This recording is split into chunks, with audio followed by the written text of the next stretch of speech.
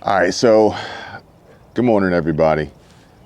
I was scrolling through Twitter and I stumbled across Dan Price, and he's putting up some information about Amazon that's really made me want to share this with you so that you were aware.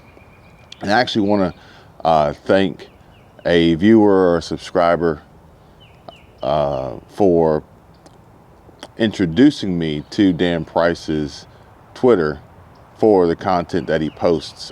I want to say thank you for that. I appreciate it. Thanks, Lane.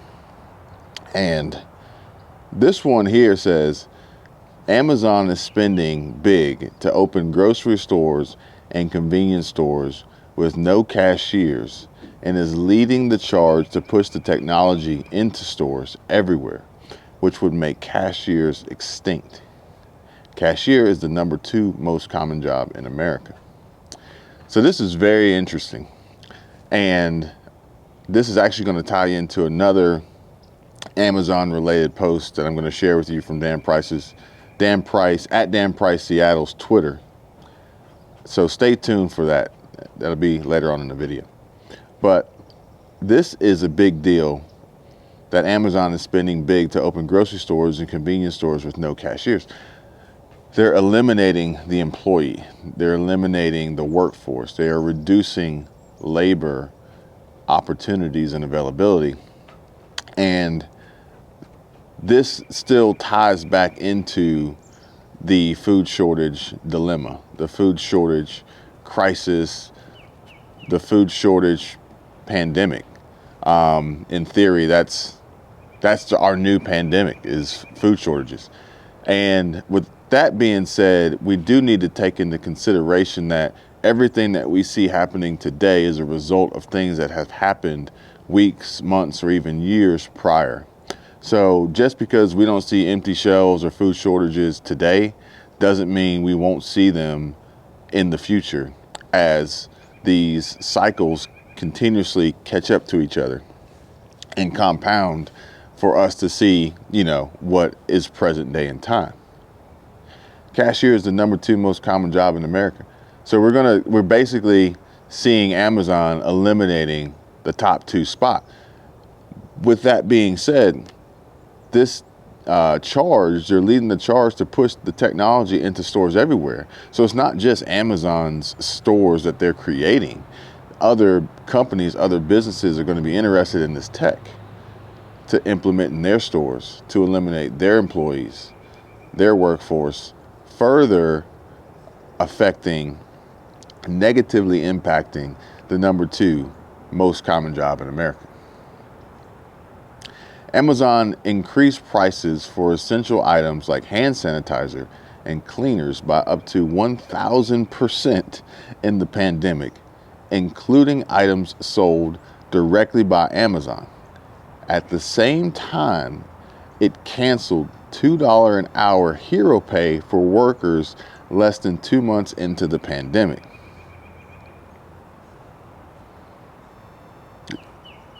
What the hell? Increased prices by 1,000%, yet decreased employee pay, hero pay, $2 an hour for the workers who are now making sure that these hyperinflated products are being expedited through Amazon's fulfillment centers.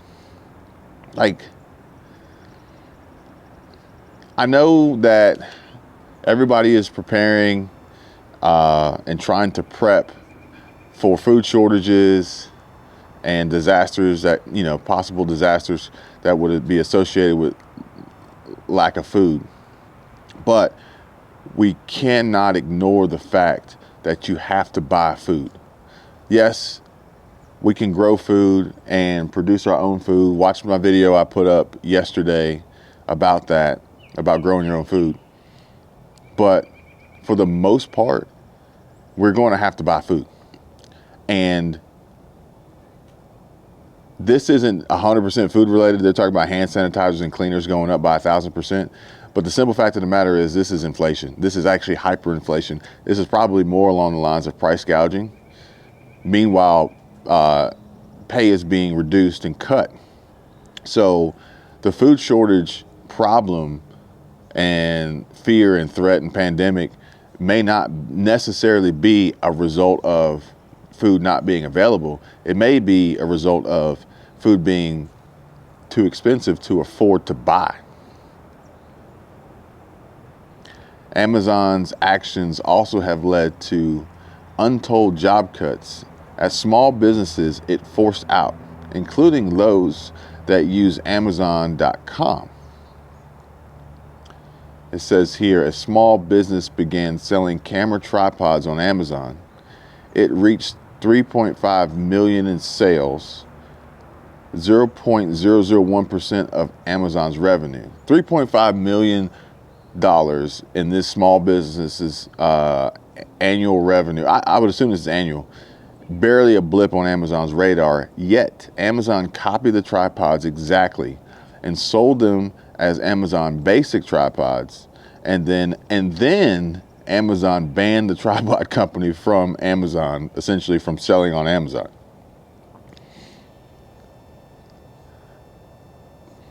This still comes back to making it so people can't afford to eat, because Amazon put this company out of business.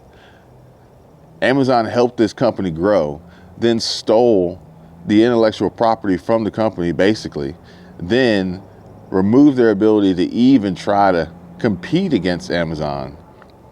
And this 3.5 million in sales is now zero. Maybe not zero, but if a huge portion of that was through Amazon's fulfillment, FBA, this company being the small business being a seller on Amazon, Amazon cutting them out, their sales have to drop tremendously. The company goes down, goes under. Employees lose jobs. The company, higher up CEOs, the staff, the everyone involved takes pay cuts of some sort. Ultimately, their money is being affected in a negative way, which then, as everything else, every price we see on every item we need to buy, including essentials, most importantly essentials, are going up. This is dangerous. This may be a bigger threat, bigger fear. Our concerns may be more focused here locally on U.S. soil with U.S. companies. This one in particular, well, Jeff Bezos, he's stepped down, but it may not be foreign conflict, wars in Ukraine, war with Ukraine and Russia, China, which most of these products on Amazon are actually coming from China. But the problems may actually lie closer to home. And this is terrible news, really. After Amazon announced a $15 minimum wage, it came out later, to much less fanfare, that it ended worker bonuses and stock options. Altogether, a lot of workers actually got a pay cut, yet Amazon still touts its $15 wage to this day as if it was a gift. And it comes down to Amazon's profits. It comes down to the bottom line. Even if it's 0.001% of their revenue, of their sales, that's all it comes down to, is money. It doesn't come down to the people. It doesn't come down to life and survival and humanity in itself and just actually giving a damn about the world. It just comes down to money. In this particular instance with this company, Amazon cutting bonuses and stock benefits as it raises minimum wage. It's like two steps. It's not even two steps forward, one step back. It's like one step forward, two steps back. You think you're getting a great wage and a raise, but really, if you look at it, we're taking away bonuses and stock options. So it's not great. It's not good. And we already know, and if you don't know, the CPI is stating that we're seeing, the consumer price index is that we're seeing like these minimum increases in inflation of like 7-8%. But we all know that that's not true. We all know how much it costs to go buy groceries. We all know how much it costs to go buy a car or a truck, to buy a house, to rent an apartment, to do anything, buy gas. Gas was like, it's actually come down a little bit now, but you know, gas goes climbing up $5-6 a gallon. Diesel's higher than that.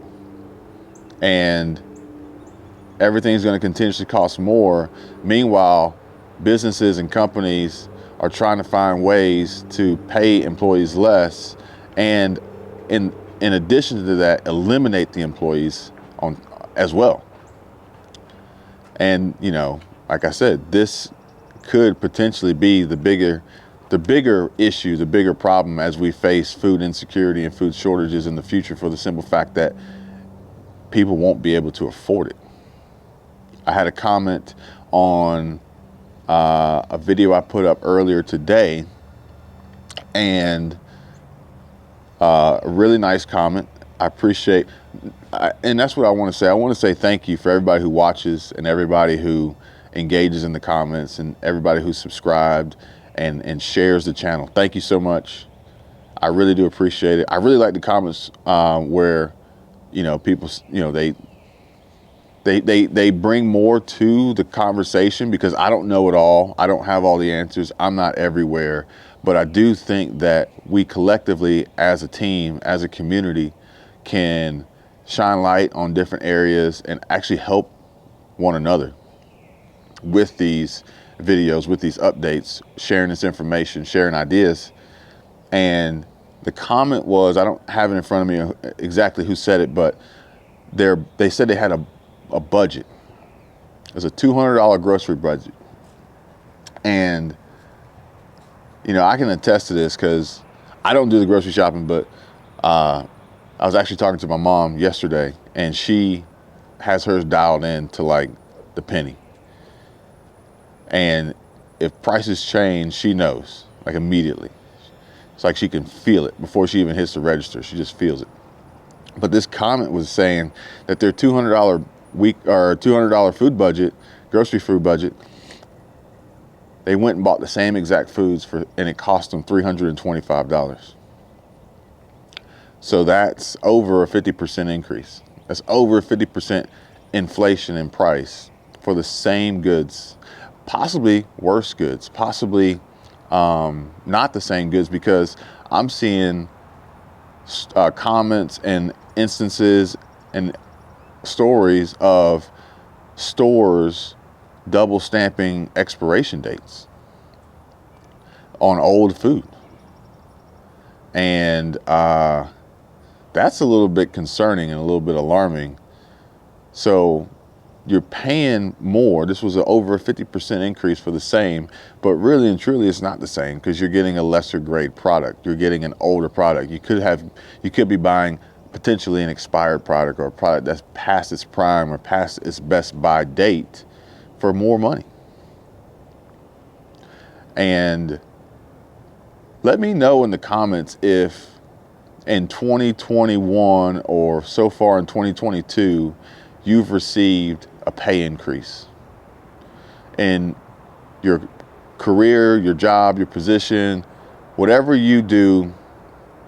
Even if you changed fields or changed employment, have you seen an increase?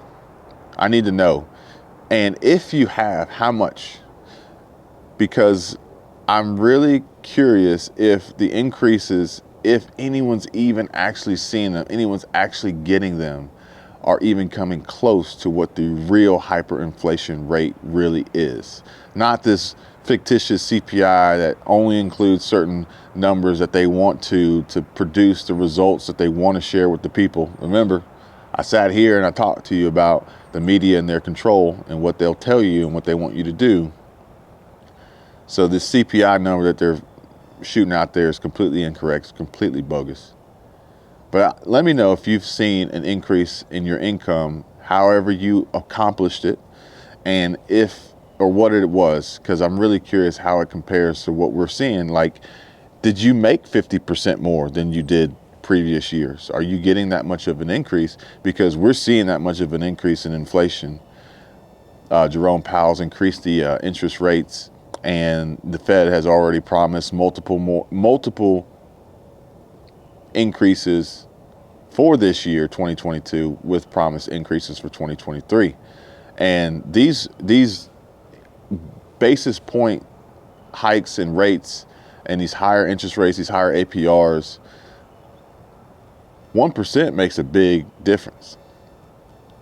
But that's just today. Tomorrow it could be 2%, compared to what it was just, a month ago.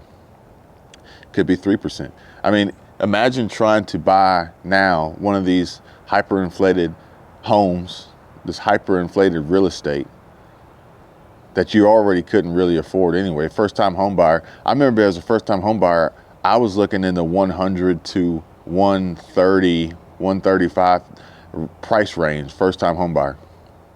Actually, my first house was I want to say it was $135,000. My first house. It was built in 1976, and it had just been, it was a foreclosure that the previous owner bought for like 50 grand, and they did like a little renovation flip and, sold it for 135. They bought it for 50. They probably put about 50 in it. They made 35 grand less closing costs, less the capital gains, depending on what they did with the money afterwards, because they flipped it in less than 2 years. And I bought it for 135, first time home buyer, and was scared out of my mind about this, but I thought it was the right decision. I felt confident in the purchase. We had a great real estate agent. We still have the same real estate agent, but they helped us, or she helped us at the time. Now it's a team, but she helped us make a very, very good informed decision on what to buy. And 5 years later, we sold it for like 150, maybe 145. I can't remember exactly. And at least we didn't take a loss on it over 5 years. If you do the math and you look at the interest and other expenses associated with it, maybe there's a little bit. But for what we put into it for a home for 5 years compared to rent at an apartment or something like that, it was fine. First-time home buyer. We sold it to a first-time home buyer. This was 2014, 2015. We sold it to a first-time home buyer. We're still in that $150,000 range. That house today on Zillow claims a Zestimate price of $317,000. $317,000. I just told you that somebody had a shopping budget of $200 for the same items, cost $350. This increase in real estate is more than that. This increase in real estate, that is over a 100% increase in real estate. So I'm saying that to ask you again, how much more money are you making today than you did last year, than you did the year before? Because if it's not 50 to 100%, if you're not making, 2 times more than what you used to make, things are going to get really, really tough and really difficult as we continue down this road of hyperinflation that ultimately will produce food shortages isolated to your home, your family, your stomach, your kids, and your loved ones. It's going to be isolated. Yeah, sure, we'll have some supply chain issues in the stores and things like that, but at the end of the day, it's going to come down to who can actually afford to buy these expensive groceries, these expensive necessities to survive, let alone stockpile. I mean, stockpiling is great, but at this cost, can you afford to stockpile? Can you afford to bulk buy? Can you afford to prep? I don't know for how long, because I mean, this is unbelievable. So yeah, I'm just kind of curious, where financially, if you've seen some upward movement similar to the trend and the progression of inflation and price increases, because if you haven't, then we have another conversation that we need to address, and that's how. Because the writing is on the wall. The prices are going up. I don't really see any end in sight, any real reason why we would see a reduction in these prices or a pullback or a slowdown in these increases in this inflation. So if you haven't already at least increased your income by, let's just say 10% year over year, we need to have a serious talk and a serious discussion about how this is going to be accomplished. Because if you don't, you're going to find yourself in a really, really tight spot, really tight situation that I can promise you don't want to be in. So again, let's help each other as a community, as a team, as a family to overcome these troubling times that, are pretty much guaranteed in the future. Pretty much guaranteed. And if anybody wants to enlighten me and maybe even engage in some debate on how or why these prices won't continue to climb, or how or why they may even come back down, or how or why people don't need to worry about increasing their income, please, hit me up in the comments. Prove me wrong. Change my mind, basically. Because I don't see any other way around this than increasing your income drastically and as soon as possible. And I want to make sure that you guys are aware of that and that you're doing all that you can and are aware of the possibilities and opportunities out there that exist to do that, so that you don't find yourself in a situation where, Jeff Bezos or Amazon or your grocery store, wherever you work, has reduced your pay, taken away benefits, reduced your salary, reduced your income, and or has replaced you with technology, thus making you obsolete and eliminating your income altogether. Because this is the direction, this is the path that we're going. This is evolution. Thanks for watching. Please subscribe if you haven't already. Love to have you. Thank you guys so much. Just the other day, I was at Home Depot recording, and I think we were like 1,800 subs, and now we're at almost 2,000. So that's really cool. I appreciate that. Thank you all so much for your support. Thank you for subscribing, watching the videos, commenting, hitting the like button, sharing. I appreciate it so much. If there's anything you want me to cover or anything like that, comment below, and I will try to incorporate that in future videos. Someone actually commented today that they were going to share some images from their area, stores in their area, and what they're seeing. And I do appreciate that. Thank you so much. And I'll be sure to include that in future videos and reference who sent the information if they want to be included. I don't have like a DM or anything. I think I do have a TikTok, but I haven't really posted on there, and it should be under the same name. It should be under Are You Prepared for This? And I'm just going to double check and make sure that that's what it's actually called. The TikTok is Are You Prepared for This? At Are You Prepared for This? So, but I don't have Instagram or anything like that, but I told them that they could email it to me, and my email is actually inshortsupplyonyt@gmail.com. That was the name of the channel before. When it first started, it was called In Short Supply, and then I kind of wanted to change it to be Are You Prepared for This? Because it wasn't just about shortages and supply chain. It was about actually being prepared for so many different things that we have coming our way. Most of them probably negative, but there will be some good. There's going to be light at the end of the tunnel, and we need to be prepared for that also. So it's not just going to be doom and gloom. There will be instances where videos come out. Like I want to make a video about small businesses and making profit, but also being prepared for that and how to be successful with growth. So it's not just negative. But right now, we do need to focus on survival. We do need to focus on food and sustainability. And our biggest threat right now, I feel like 100% feel is real, is the financial component, the financial aspect of inflation, hyperinflation, and just employees in general, the labor shortages. I don't think the labor shortages are because people don't want to work. I think it's because they can't afford to work.